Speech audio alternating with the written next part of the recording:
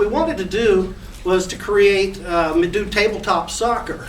But, you know, we thought, oh, we'd put these nets underneath the table or something like that. But no, that would be setup or a fixture. You'd have to set it up. And so that's when it was born, the TableBot.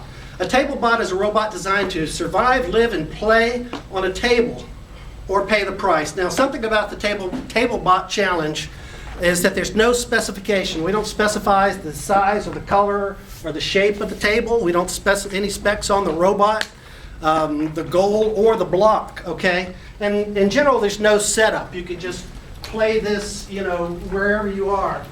And also, how do you get to tabletop soccer is one step at a time, is you do it in phases. And so we decided, Danny, come on down. We decided in January we'd do phase 1, which is simply go from one end of the table to the other and back. In phase 2, my lovely assistant, Danny Watson, ladies and gentlemen. And in August, we do phase 2, which is simply to move the a block off the edge of the table. And then in October, we do phase 3, which is move the block into a shoebox mounted at the end of the table. So here we are in the month of October, our phase 3 challenge meeting. And like all plans of mice and men, you know, it really hasn't worked out that well. Actually, it's worked out well, but it hasn't worked out that way. You know, we want to see your TableBot, regardless of what stage or phase or whatever it is, in either August, in either June, August, or October. And so here, I'm going to go ahead and start this off. Now, how many other TableBots do we have out here? You bring yours. Anybody else bring a TableBot, something specifically to do the TableBot challenge? That's okay. We've got other things up.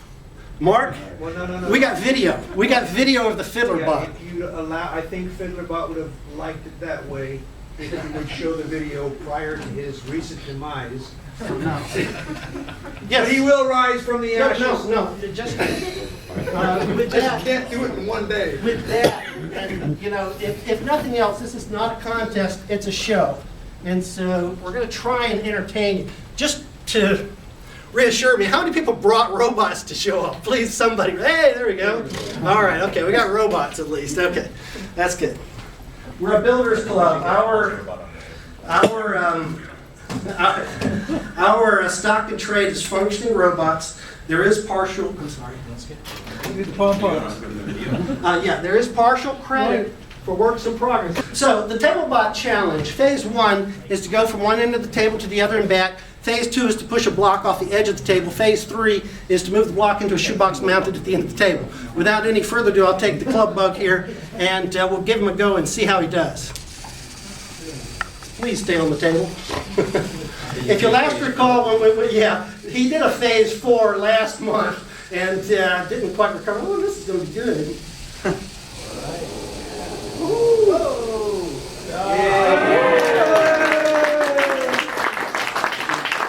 I'm going to stop. Okay. I'm going to call it a day. Get that on video? All right. That's the way it's done. I'm going to push my luck now. Any other TableBot? Seriously. I'm serious. I'd rather be lucky than good. Yeah. Although one should be lucky and good. So that's where we going? Use that FiddlerBot. I'm here, but we need to get a browser. You know, he can it's trying to commit suicide. Phase 4, by the way, is it's okay to fall off the table. It just still needs to function and put it back on. One can actually pass phase 4 before you pass phase 1 or 3. Are you doing it a little better there? I think this I'm sounds joking. right. Oh! Mark Johnson. Oh, you know what? This is running into the, it's running into. Oh, imagine that, the tape. No, yeah, okay. You already got it. No mirrors were used in this presentation.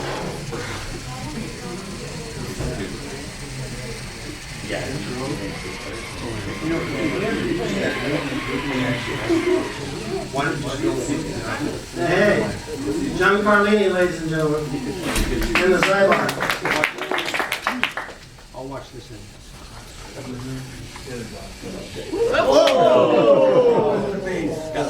Yep.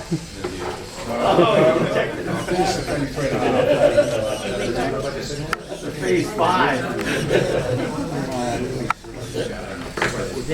Yeah, just go with what. Keep a lookout. Watch out.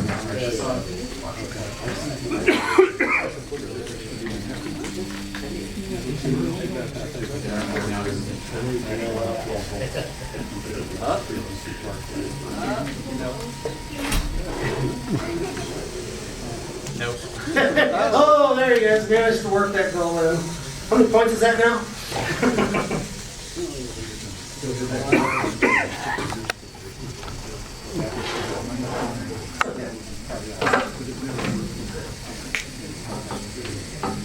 The hardest thing is always getting the video working.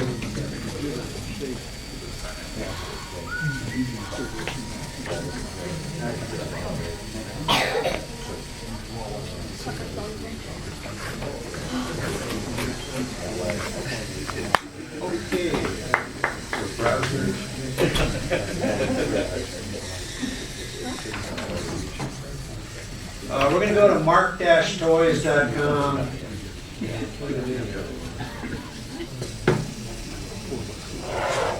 Club Bug, ladies and gentlemen.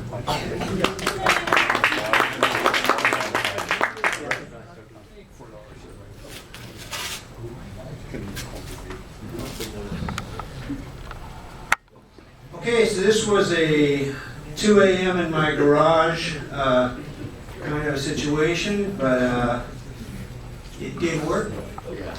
Can we turn it up? Sure it did.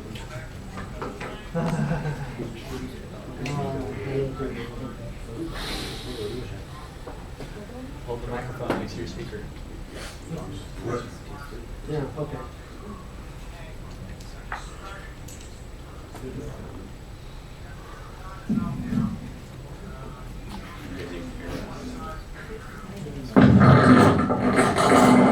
You know what, I'll just do a voiceover. He's running Ross. He's got sensors on him and a RoboClaw motor controller, so he has odometry. He knows how far he's gone. When he gets to this side, he reads out on his reading that it's like 100 and something centimeters across the table. That was the first part of it, going back and forth. Now he's going to turn around. He's running AR tag recognition, so he's been told in a series of directions that happened when I first started. I load them all up in a bunch of classes and I just let him do them one at a time. He's been told to find that. When he finds it, he's going to hit it with a laser. And that means he's located, he knows where the object is. So we're gonna get him turning towards it, then he's gonna hit it with the laser. There's the laser, hard to see on the video. Now he's going to go over and try to approach it. He knows how far he's gone. He also knows how far the AR tag is. So he approaches the AR tag, gets it in his little scoop. Now he's going to start looking around for this tag, which I told him after you found that guy, you're going to look for this guy, and you're going to go over that way. So he's doing that now. These are pretty standard tags. These are a very common technology. Ross plugs into them really nicely. The video stream comes from a webcam, and he finds it. He knows where it is. He knows what angle it's at. He knows how far it is. And now he's going to push it through the goal, which in fact is go this many centimeters from that end thing. And then I knew that that would push it off the table, right? Then he turns around and just basically stops. And so that's Fiddlerbot. And last week, I toasted him, accidentally, which is very, very rare. I mean, I very rarely toast stuff. How did you toast it? I had the big bone black connector off by one pin, and one is a bad thing when it comes to power supplies. How much smoke was there? Actually, there was no smoke. I just fried the Beagle Bone Blacks in some way. I think it lost its 3.3 volt supply. Yeah, I did that too. There was no smoke, but there was this odor of toasting. So what we need from the judges, Cam, Yes. This is not a contest. Did I mention that? It's a challenge. Yes. I did not push it into a shoebox. Oh, But oh, at no, the same no, no, time, you're good. You're you good. said nothing about No, no, AR you're good. visual tag I'm- recognition, so I you figured know I'd get a what? little point for that. Mark, it's all about the show. And on that, There you have it. And the only thing next time, I would have it blow up on stage with a little bit of smoke, and then Well, actually, there'll be a laser light show. yeah. He does have a laser. And he will rise from the ashes, because Alan here has given me a Beagle Bone Black, although I'm hoping it'll be compatible with the device tree changes I've made it, so I don't have to screw around much, and I can just... Dr. Alan Fetterman, ladies and gentlemen. Alan, thank you. Couldn't we just SD card swap? Well, if it's an A5C, I can do that. If it's not, then it's a flip of the coin. I'm not exactly sure how compatible they kept, the hardware and the kernel. So, we'll see. I have a question. Yes. You mentioned it knew how far the AR tag was.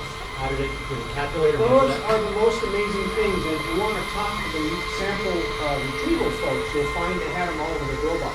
You have one of those tags, you see it, you know your camera's image is X pixels, and it's been calibrated to know that's a certain number of degrees. So given all that, it looks at this AR tag, and the package that plugs right into ROS and tells you this stuff takes a video feed off of a ROS, what they call topic, which is a message queue or whatever. And it takes that, and then out of another topic, it spits out saying, oh, I have found this tag, and this tag. Let's keep it simple, one tag. I have found this tag. It is at a distance of X centimeters, and it also knows the orientation of that tag. I mean, it can tell you it's at an angle of such and such, which is really cool, because that means you can do navigation if you stick these up on a roof.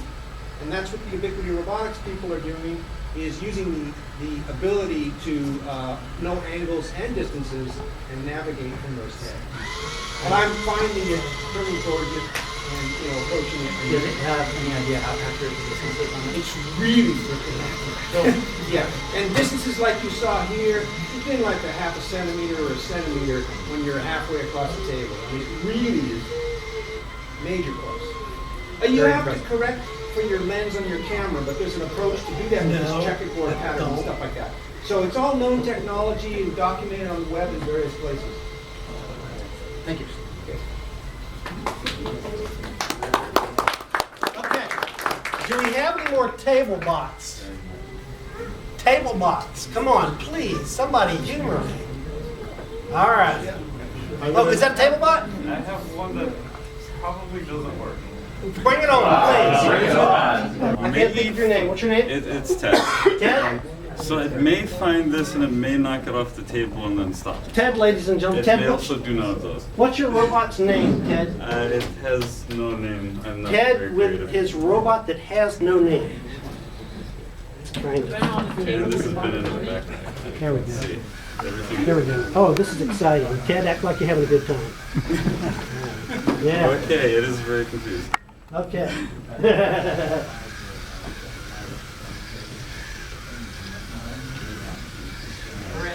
Okay, Ted, you're a normally it does drone guy. better than that. Ted, you're a drone guy, aren't you? Yes. Ted came So- to our meeting last month. Arjun and Milan talked about DJI drones. So, it was at least finding stuff earlier. So it's got LiDAR on it that's using to find the box, because I wanted an excuse to play with this. It spins around until it finds something, and trying to find whatever's closest. But right now it's just spinning around. So, well, and I can hook up my laptop and figure it out. But, Power supply.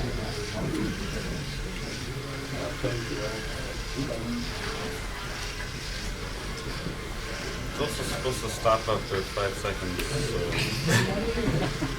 it's too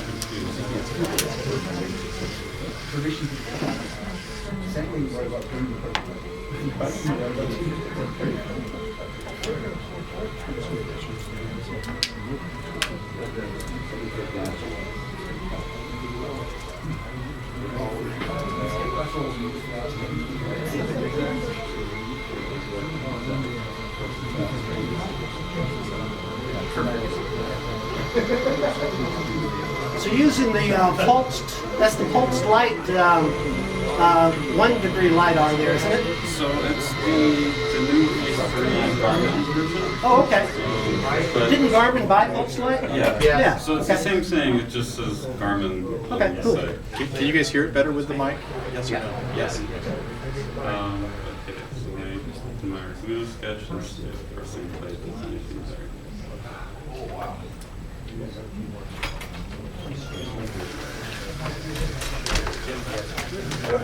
Oh, okay. It worked, except it got stuck on its own cord. Okay. Yeah, that was up the cord attachment. Yeah, all right. Want to tell us a little bit about the hardware? Yeah, so it's an Arduino with the Maker Shed motor controller on top of it. The chassis is from Servo City. It's one of their ones. I regret getting a 4-wheel one because it slips a lot when it turns, which makes it not always work as reliably. Okay, so let's see.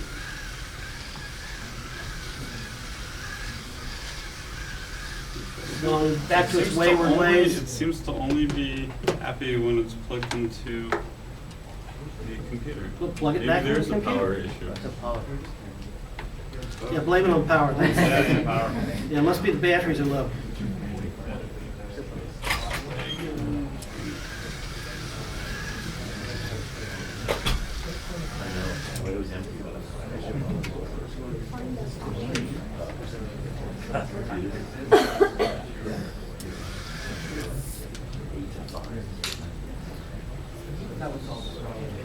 You got something for Floorbot? I had it a minute ago, it just lost the connection. We'll try it again. Okay, we're moving on to the Floorbot Challenge segment of our program. Are we still going here? I'll still put it very Okay. We're moving on to the Floorbot. Tell us about the robot. You're talking about Ted here with yeah, his. so this thing's strategy There you is go. it spins in a circle looking for whatever's closest with the LiDAR. When it finds that it's using the timing to go back that many seconds, a little bit further, scanning again, seeing what's closest, and it'll eventually hone in, wiggling back and forth until it finds what's closest.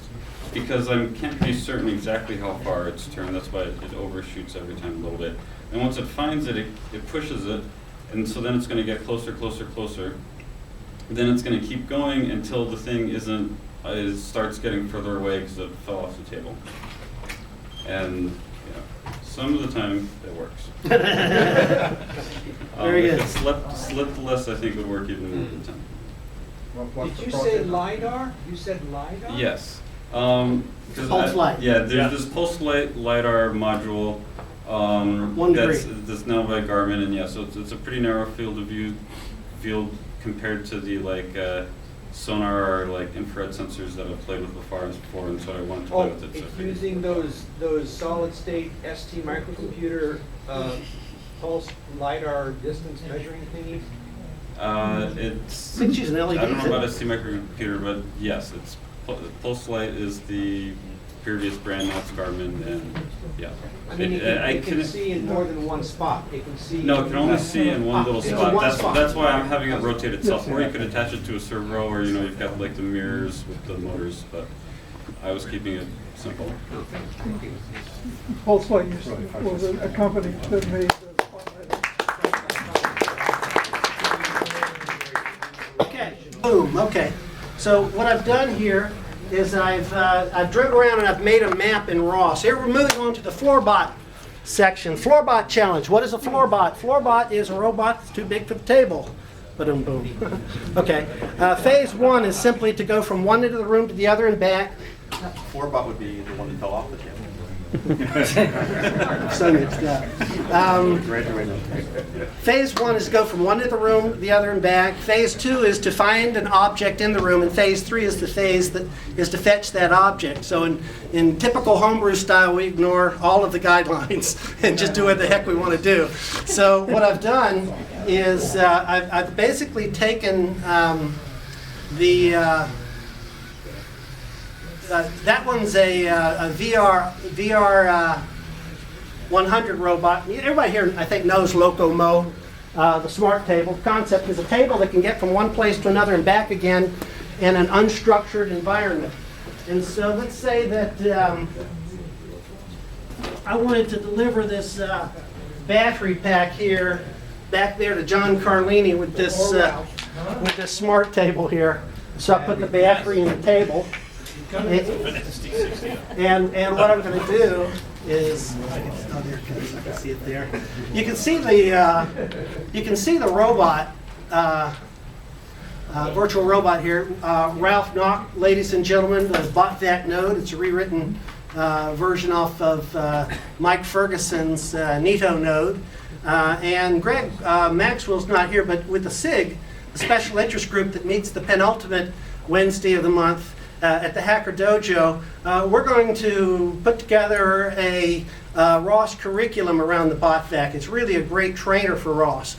But again, what I've done here is I've driven around and I've created this map with something called G-mapping, grid mapping. And so now, oh, let's see if I can find it. This isn't funny. Okay, no. Okay, there it goes. Okay, that's the remote control. What is that one? Okay, so this is the G mapping. I shall kill it. Okay, and I'm going back to my cheat sheet now. Boom. And I want to run the navigation launch file. This is navigation along with RViz, the graphical version. So, and what this is going to do, what I did with that map is I drove around, created that map, then I saved that map under a particular name in a particular place, and then you kill the G mapping and you load in the 2D nav, which basically, from what I can discern, consists of AMCL and move base, right? Okay. So here comes this should show the global. I should be seeing. You may be reading off this one. The global cost map. No, good question though. That's the wrong position for your bot, though. Yeah. Hey, I'm not. Pardon? Right up down the bottom with the map around it. Right. Yeah. Oh, I see. That's not going to help, is it? Well, anyways, I'm over. Oh, you know what? I am in the wrong place. So let's see. Let's set the pose over here, kind of, sort of. Yeah, I'm at the wrong place. You know, that's fun. Oh, you know why? Because I started the robot there. That's why it's. Let's localize on the podium, okay? Now this is going to be interesting. How can I scoot you? Oh, I know. Yeah, hello. 2D nav goal, boom, and let's go to the podium at about there. And so the robot should navigate forward now. Should being the keyword. Might want to back the table up. Yeah, it doesn't there he look goes. like it can see. There you go. Okay, so here he goes with the whirling dervish. This is to relocalize himself. I should say, oh, now you're going to delocalize him because he expects those chairs to be. That's okay. I can move it down. Move it back. Let's see now. So where we last left off last month, I've been running just the regular.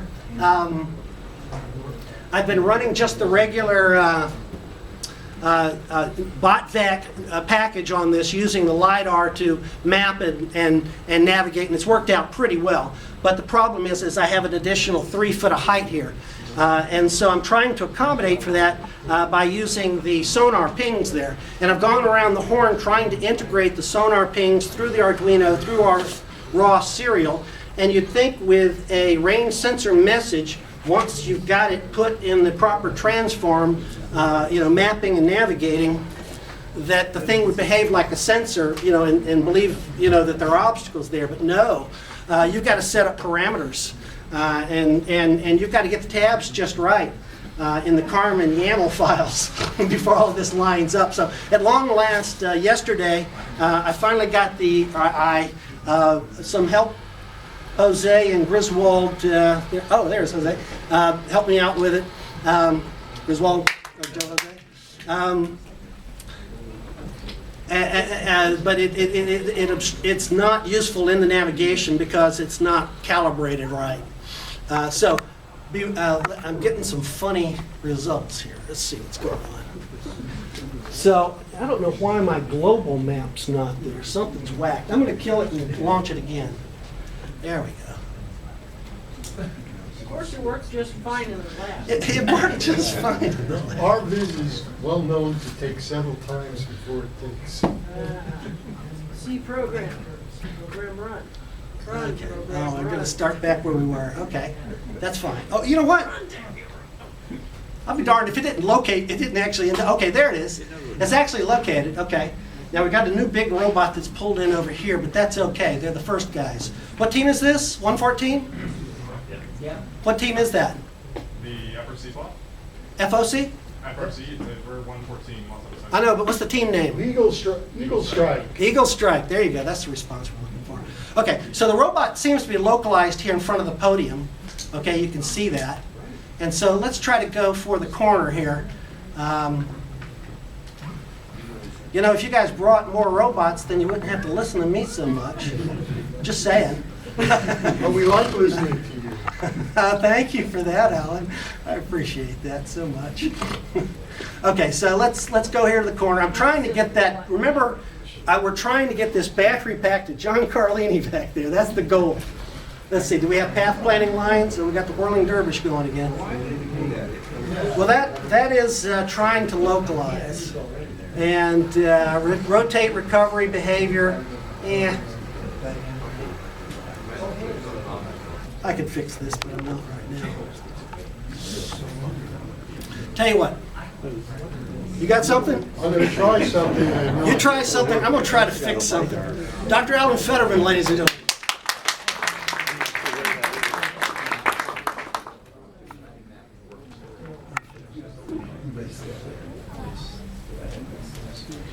Wait 30 seconds and then do commands.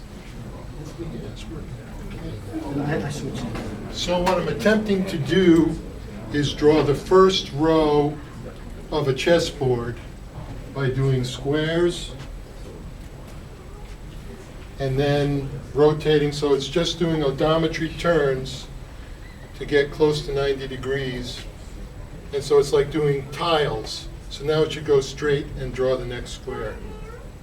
And it's just running a script and then running Ross runs. There it goes. So that's the first square. Now it moved over. Now it's going to do the second square. And hopefully it'll do 4.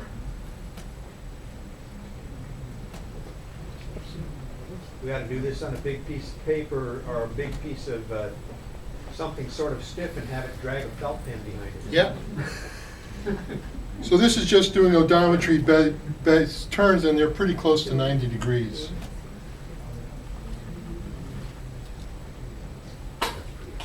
That's Magni? This is Magni Jacob. We've given them names now. This one also has a SICK LiDAR mounted on it. The SICK LiDAR is working, however I don't have the transforms, so I can't do mapping yet. This also has the fiducial camera up, but there are no fiducials. So this was a Raspberry Pi 2 running Indigo. We're working on a Raspberry Pi 3 kinetic version, and so far everything compiles. We haven't put that on a Magni yet. So it should do 4 squares and then stop. So that's it's actually done 8 squares because it's doing a square and a square and a square. And it's actually doing better than I thought as far as getting the 90 degrees. Pretty good on the 90 degrees, actually. Yeah. That's just using an odometry out? That's doing odometry. It's not quite calibrated. I'm telling it, I told it that 81 degrees, not Yeah. 90 degrees. but All right. It depends on the carpet a little bit too. Yes, slip on the carpet. lay So on my the carpet, I don't think it's slipping because it's done 4 squares and it's not rotated more than a few degrees, so it yeah. doesn't seem to be slipping. Yes, I think you should do one more in case I haven't lost count.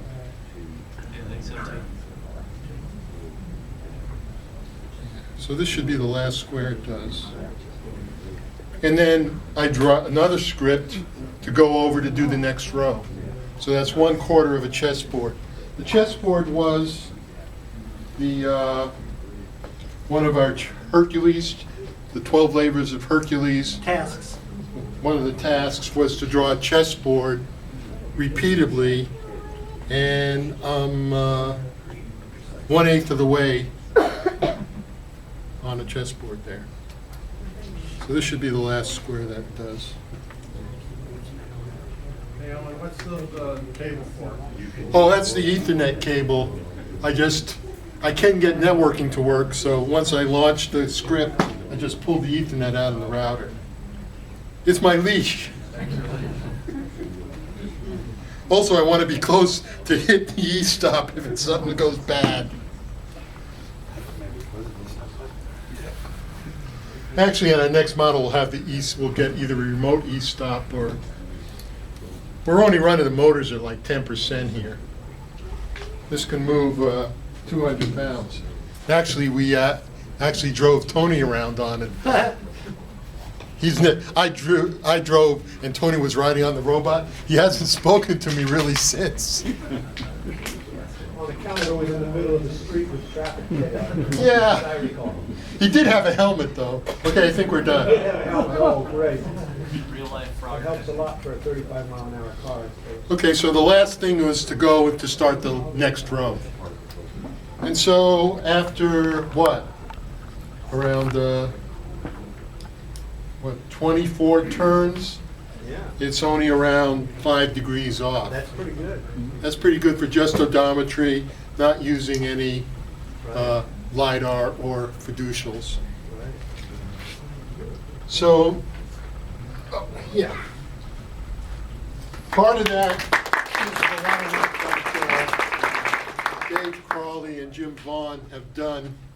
The problem is the encoders on the brushless hub motors. There are only 3 encoders, and they're like 24 magnets. So basically, each wheel only has 72 clicks, and that's not very accurate. So the code, what they've done is actually are interpolating between the magnet positions to get a higher degree of turning. And when we're turning, we're not actually doing ticks, we're doing PID.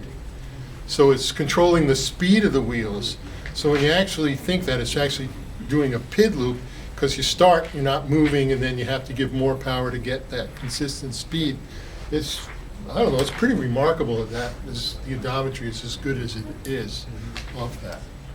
And that's our proprietary motherboard that controls the brushless hub motors, which will be available sometime soon in a, hopefully in a Kickstart near you. All right. Do we have any more floorbots out here? Mine, I'm not giving up yet. Okay, so are there any more floorbots? No more floorbots, all right. Hi, I'm Saranya. You might remember me from last time. I was presenting this line tracking mouse. It wasn't finished, but I'm done with it now. I've completed the whole circuit. And when I tested it out, it wasn't working, so I used the multimeter to test the connectivity of the circuit. So I found a few things that weren't working, and I fixed them, but it's still not working. So I think instead of trying to repair the whole circuit, I'm going to use an Arduino board to make this run. The motor runs, but the circuit is defective. I'm not sure if the sensors work, but I'll just have to be Etsy.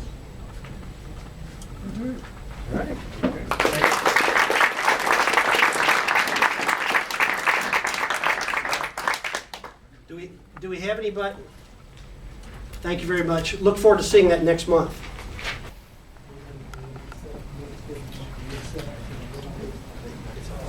I have it from a reliable source. My battery should still be fully charged.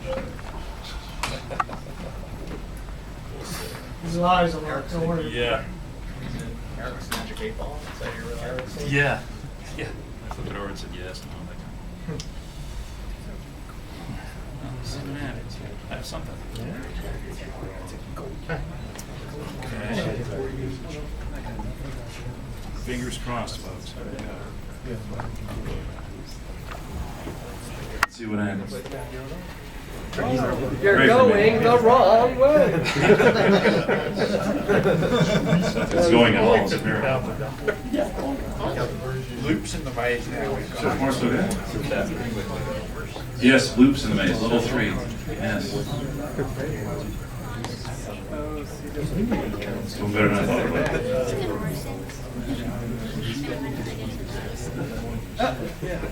This one's a little slow. Oh, yeah. Got out of loop. Keep going, baby. Keep going. Check them all out. Is it just always following the left? It's always going left. Yeah, first pass through, it's always goes left. Yes. There we go. Deja vu all over. It's, yeah, it's that dead battery. That's what it is. Males. Some dust or something.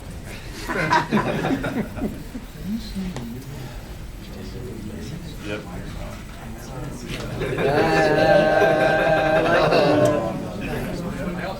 You've been here before. Is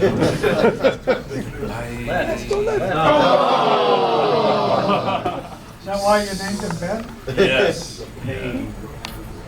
The wiring, it's a rat's nest.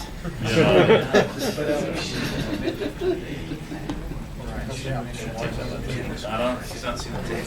He's lighting. Turn the lights off.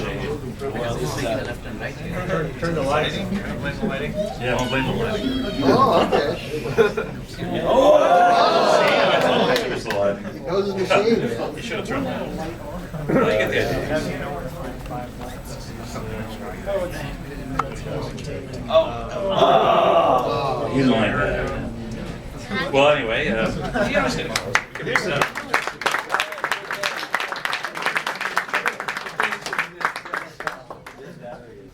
It's a dead battery. It's a big battery. A lot of lights flashing. I give him one more try just because I'm masochistic. Someday I'll get my spin calibration. Give it a hand. Make it go left first. Randomly start. Thinking about it. Yeah. Stick it right in front of the cheese. See if it makes it. It's just something where he sort of stops for a second at a lot of the intersections. You know, to read them. So he's a little jerky sometimes when it comes to an intersection. Last year you looked like crazy. Of course, last year I had him at a different, slightly different chassis that was working great. So I decided, oh, I should change it. No, it's not quite so reliable. Oh, yes. Let's see. Well, I'm going to get him on the way out. Go in there first. It seems to be okay that way. Okay. Let's see. There it is. You should do the same thing at the zebra crossing. Yeah, well, that was like a, he saw this and then didn't see it, that was an error.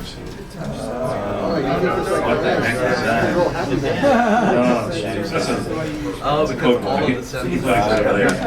Well, you get the basic idea, though, so I got a little bit of work to do. Move the cheese over there.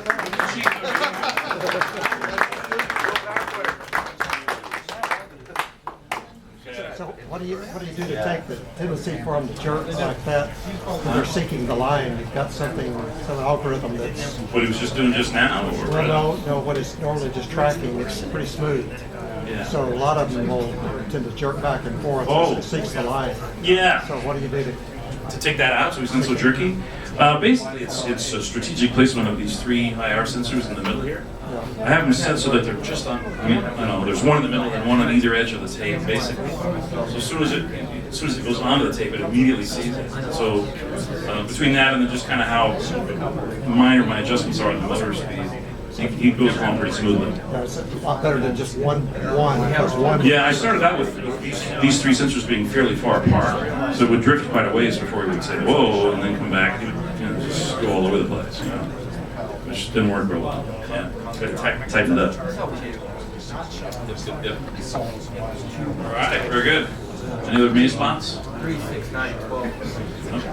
Okay, great. Thanks. Appreciate it.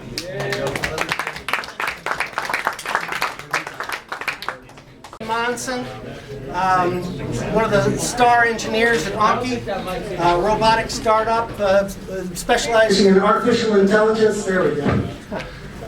Okay. Nathan Monson, ladies and gentlemen.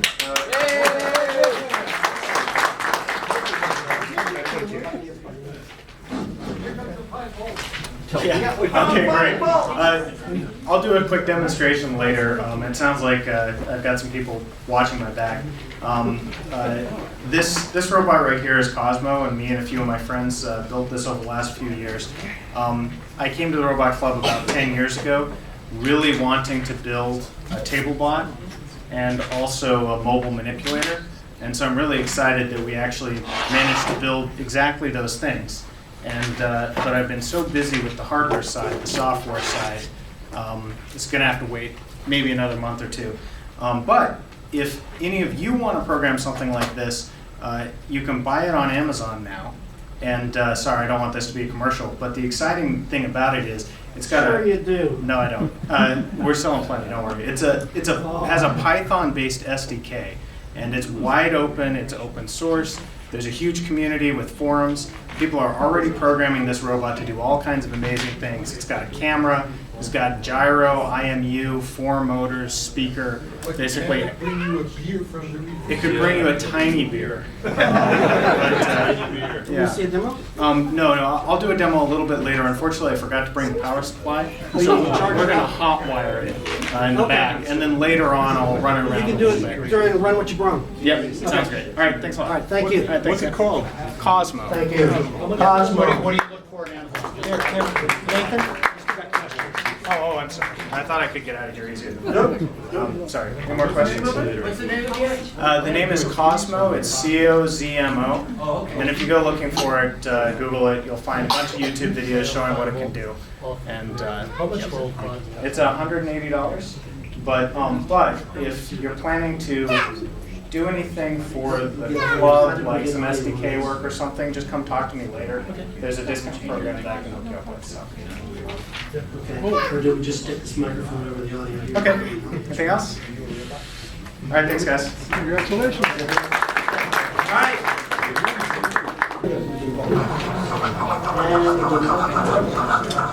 Okay, Herbie Hawk from Game Rocket. Skeleton, come on now. There we go.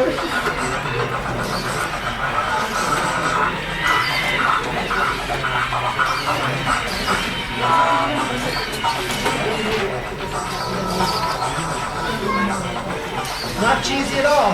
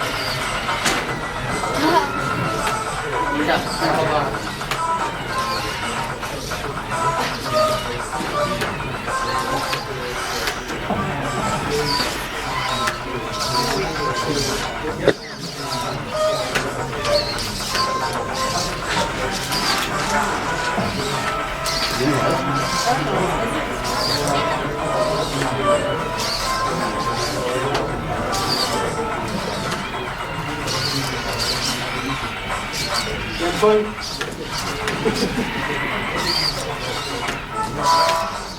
Spared no expense, ladies and gentlemen. This is the entertainment.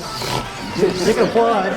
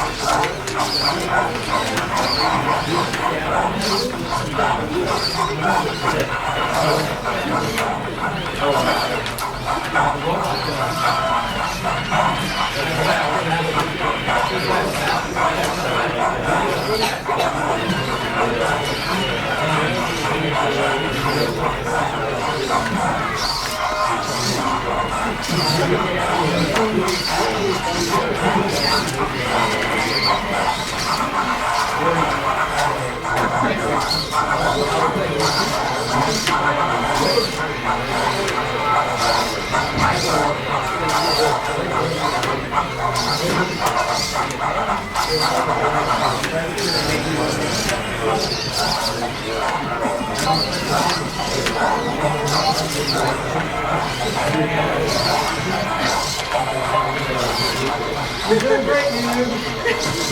I'm going to put something here too. One person light show. It's like I thought, let me contribute to your Halloween.